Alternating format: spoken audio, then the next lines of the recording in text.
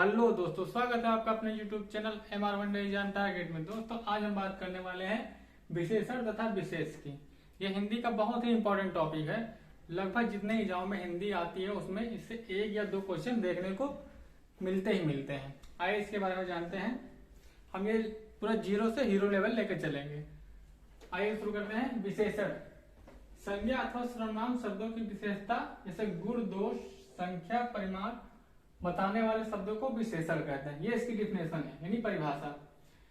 Exam में पूछा जाता है कि विशेषण कितने प्रकार के होते हैं या विशेषण के कितने भेद होते हैं। तो विशेषण के होते हैं 4 भेद। पहला है गुणवाचक विशेषण, फिर संख्यावाचक, परिमाणवाचक और सर्वनामिक। विशेषण के पूछा जाए कितने भेद होते हैं, तो विशेषण के 4 भेद होते हैं। हम एक एक को लेकर चर्चा करेंगे। पहले हम गुणवाचक को लेते हैं। गुणवाचक विशेषण, इसकी डिफिनेशन परिभाषा है जिस शब्द से संज्ञा का गुण, दोष, रंग, रूप, आकार, दशा, स्थान, स्वभाव आदि का बोध यानी ज्ञान हो तो उसे गुणवाचक विशेषण कहते हैं। जैसे कैसे पहचानेंगे कौन सा गुणवाचक विशेषण है। जैसे एग्जाम्पल पेपर में दे देता है कि मोहन अच्छा लड़का है, पूछेगा इसमें कौन सा विशेषण है, तो मोहन अच्छा, उसका गुण बता रहा है, अच्छा है। क्या है? मोहन अच्छा लड़का है, यानी मोहन अच्छा लड़का है। फिर ये उसका गुण हो गया। फिर दूसरा हमारा ऑप्शन, दूसरा क्वेश्चन है हमारा, टोकरी में मीठे संतरे हैं। टोकरी में कैसे संतरे हैं? मीठे संतरे हैं। ये गुणवाचक, इसका गुण है कि ये मीठे हैं। फिर तीसरा नंबर हमारा दिया उदाहरण, एग्जाम्पल, पुराना सामान बेच देना। क्वेश्चन में पेपर में क्वेश्चन पूछेगा कि पुराना सामान बेच देना में कौन सा विशेषण है।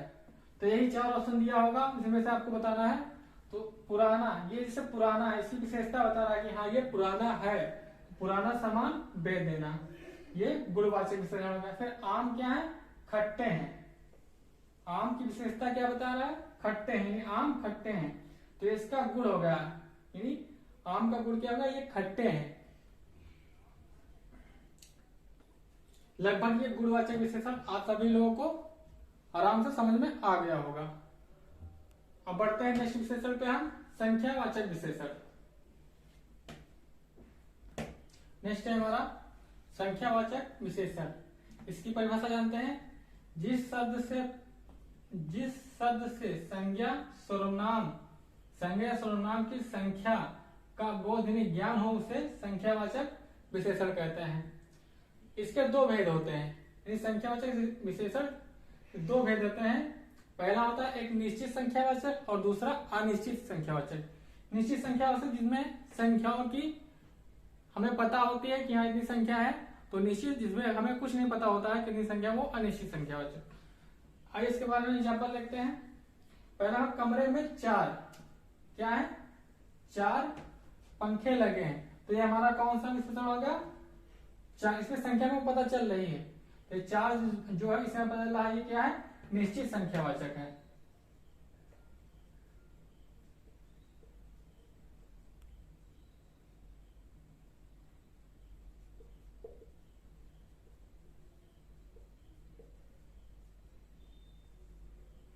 ये निश्चित संख्यावाचक का एग्जाम्पल दिया। दूसरा है हमारा, कुछ छात्र पढ़ रहे हैं। अब इसमें कुछ है, हमको नहीं पता कितने छात्र पढ़ रहे हैं इसमें, तो इसका क्या हो जाएगा? इसमें अनिश्चित संख्यावाचक। ये किसका एग्जाम्पल हो जाएगा? अनिश्चित संख्यावाचक का।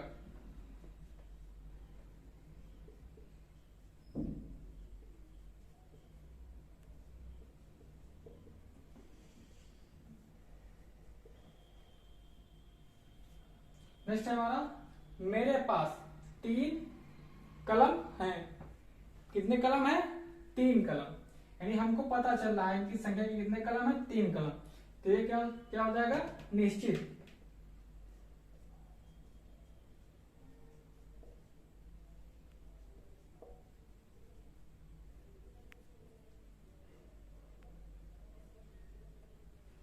फिर नेक्स्ट है हमारा, कुछ लड़के सो रहे हैं। अब इसमें कुछ दिया हुआ है, अब हमको इनकी संख्या नहीं पता है कि कितने हैं, 10 है, 20 है, 30 है, कुछ हैं, कितने भी हो सकते हैं, तो ये क्या हो जाएगा? अनिश्चित।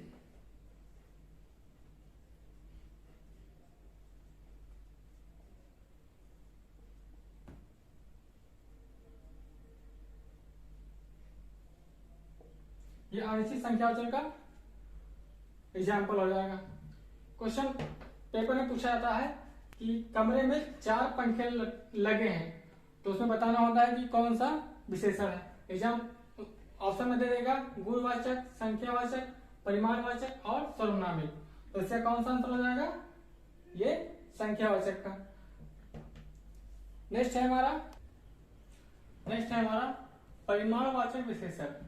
इसकी डेफिनेशन परिभाषा है, जिन विशेषणों से संज्ञा सर्वनाम की मात्रा, यानी मात्रा मतलब नाप तौल, जितनी भी वस्तुएं नाप तौल वाली होती है उनको कहते हैं मात्रा या नाप तौल का बोध यानी ज्ञान कराए तो उसे परिमाणवाचक विशेषण कहते हैं।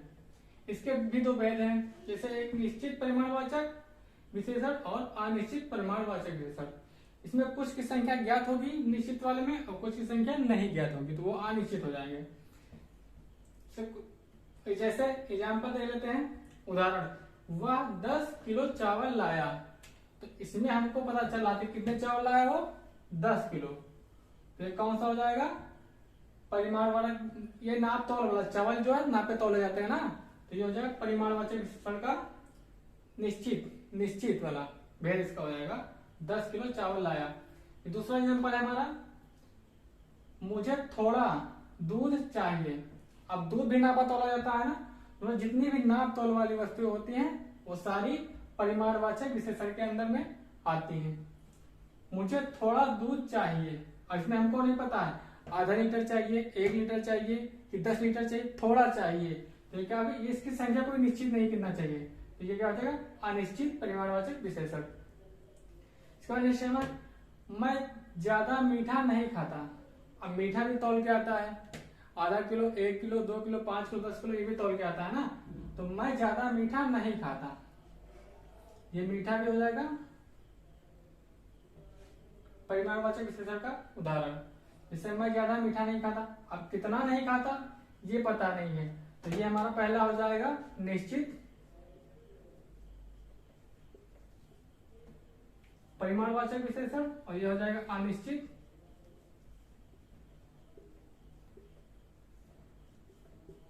और ये भी हमारा क्या हो जाएगा? अनिश्चित।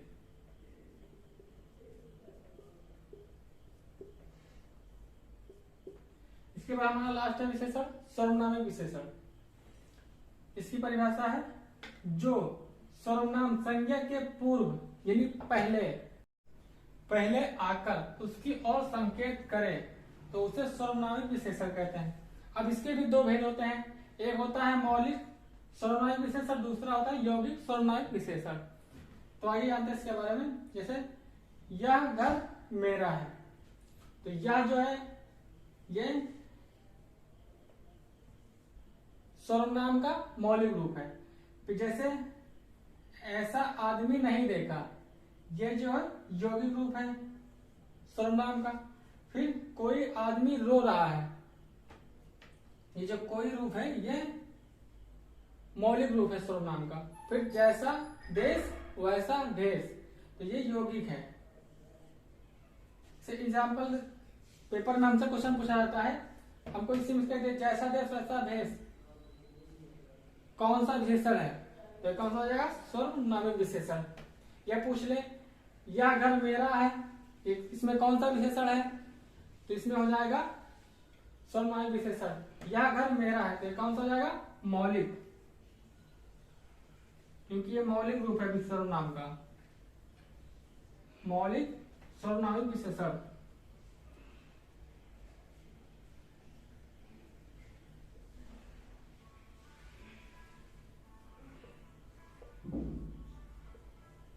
ये हो जाएगा यौगिक।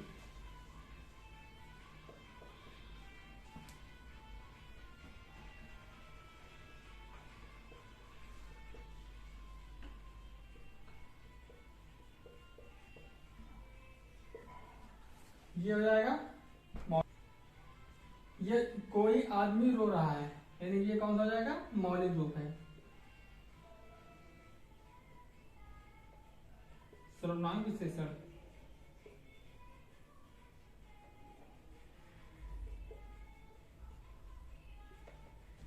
जैसा देश वैसा भेष, ये यौगिक रूप हो जाएगा सर्वनामिक का।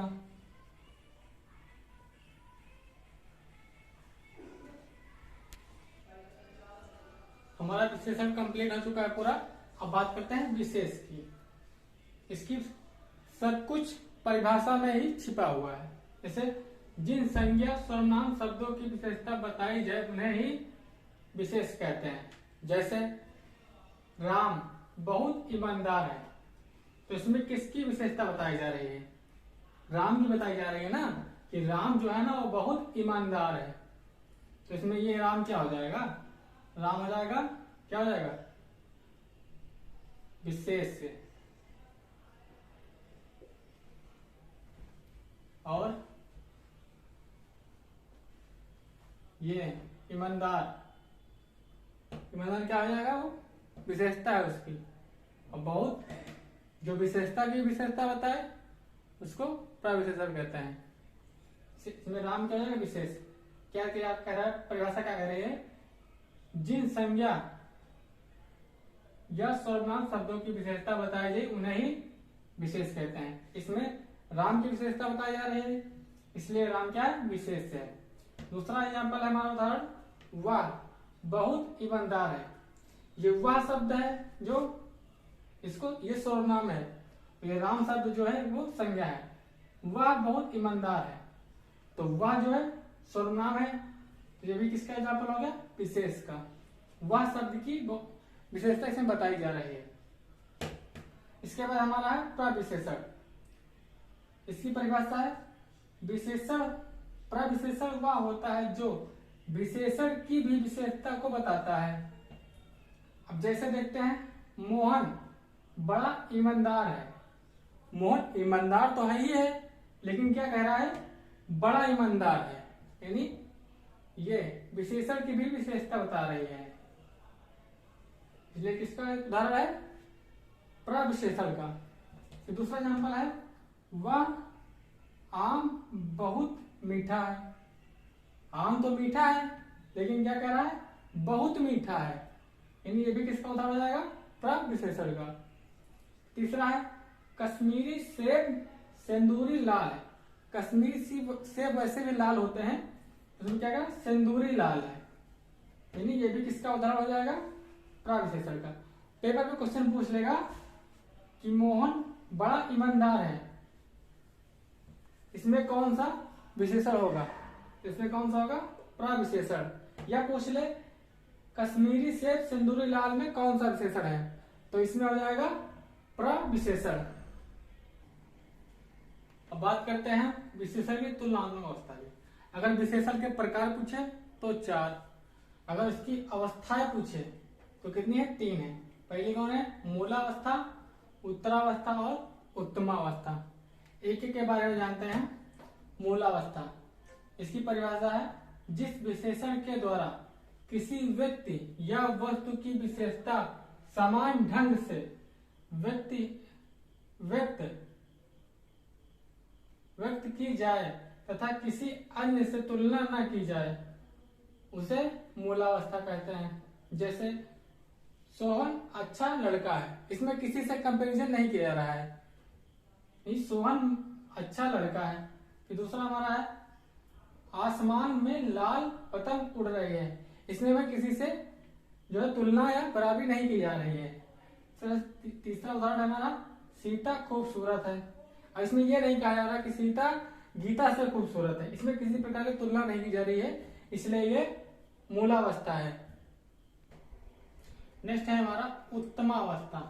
इसकी परिभाषा देखते हैं, जिस विशेषण के द्वारा किसी व्यक्ति या वस्तु की विशेषता की तुलना किसी अन्य व्यक्ति या वस्तु से करके कम अधिक या कम बताई जाए उसे उत्तरावस्था कहते हैं। जैसे देखते हैं, मनोहर सुरेश से अधिक समझदार है, इसमें दो लोगों का कंपैरिजन किया जा रहा है, से मनोहर सुरेश से अधिक समझदार है, यानी मनोहर की तुलना सुरेश से की जा रही है, तो ये कौन सी अवस्था हो जाएगी? उत्तरावस्था। फिर दूसरा एग्जाम्पल है हमारा, यह पुस्तक उससे मोटी है, यानी कोई दूसरी पुस्तक है उससे मोटी है, यानी दो पुस्तकों का जो है तुलना की जा रही है आपस में। फिर तीसरा हमारा उदाहरण है यह तो उससे भी कठिन कार्य है। इसमें पहले वाले कार्य की तुलना इस वाले कार्य से की जा रही है, यानी ये भी किसका उदाहरण है, उत्तमावस्था का। फिर लास्ट है हमारा उत्तमावस्था, ये उत्तरावस्था का उदाहरण है, ये लास्ट में बचा है उत्तमावस्था। इसकी परिभाषा है जिस विशेषण द्वारा किसी व्यक्ति या वस्तुओं की तुलना में सर्वाधिक बताया जाए तो उसे उत्तमावस्था कहते हैं। जैसे एक क्लास है, उसमें बहुत सारे बच्चे हैं, तो उसमें जो एक बच्चे को सेठ श्रेणी सबसे अच्छा बच्चा कहा जाए तो ये कौन सी अवस्था होगी, ये हो जाएगी हमारी उत्तमावस्था। इसके उदाहरण देखते हैं, यह बालक सबसे अच्छा है, यानी बहुत सारे बालक, उसमें सिर्फ एक बालक को मार्कर नीचे गिर गया था हम बात कर रहे थे यह बालक सबसे अच्छा है, ये हमारा हो गया था। फिर कवियों में कालिदास श्रेष्ठ कवि तो हमारे बहुत सारे हैं, सिर्फ कालिदास को ही श्रेष्ठ बताया रहा है, यानी सारे कवियों से तुलना सिर्फ कालिदास को करके कालिदास को श्रेष्ठ बताया रहा। ये कौन सी अवस्था होगी, ये उत्तमावस्था होगी। और लास्ट हमारा एग्जाम्पल है कॉलेज में मोहन सबसे अच्छा लड़का है, अच्छा खिलाड़ी है। तो कॉलेज में बहुत सारे बच्चे होते हैं खेलने वाले, लेकिन उसमें सबसे अच्छा सिर्फ किसको बताया रहा है, मोहन को बताया जा रहा है, यानी सारे लोगों में से मोहन को सिर्फ सबसे अच्छा खिलाड़ी बताया जा रहा है। ये हमारा आज का टॉपिक था विशेषण एवं विशेष। आप लोगों को इसके बारे में बहुत बड़ी जानकारी मिली होगी। मिलते हैं फिर नेक्स्ट वीडियो में। Thank you for watching. अगर आपको ये हिंदी विशेषण और विशेष समझ में आया तो सेशन को लाइक एंड शेयर और सब्सक्राइब करें। Thank you for watching.